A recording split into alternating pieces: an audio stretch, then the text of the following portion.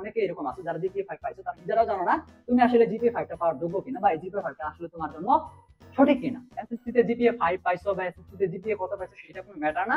তুমি হচ্ছে তোমাকে তোমার যে ইচ্ছা আছে, তুমি তোমার হচ্ছে কোন টেকনোলজি বা হচ্ছে কোন সেক্টরটা তোমার ভালো লাগে, প্যাশন আছে, তো সেই দিকটাতে দিকটাতে আসাই হচ্ছে কি উত্তম হবে।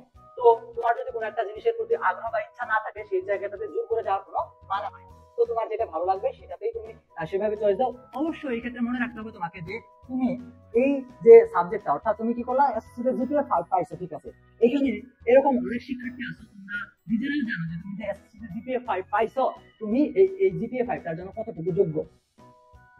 এটা রুড হয়ে গেল কথাটা, তবুও বলতে হয়, তোমাদের ভালোর জন্য বলছে। তো সেই ক্ষেত্রে তুমি তোমার নিজের সত্তাকে তো জানোই, তো সেই অনুযায়ী তোমার চয়েস সাজাইতে হবে।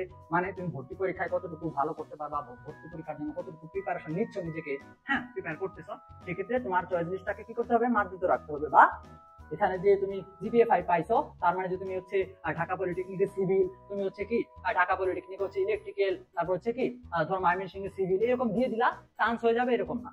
ঠিক আছে, তো ভর্তি পরীক্ষার মার্ক অনুযায়ী কিন্তু তোমার কি হবে, চান্সটা হবে। এক্ষেত্রে এটা বলে রাখা ভালো যে তুমি জিপিএ 5 পাইছো, তার মানে হচ্ছে যে 30 যে মার্কটা, সেই 30 মার্কের মধ্যে তুমি আউট অফ 30 পেয়ে গেছো অলরেডি, বাকি 70 মার্কের জন্য তোমাকে কম্পিটিশন করতে হবে।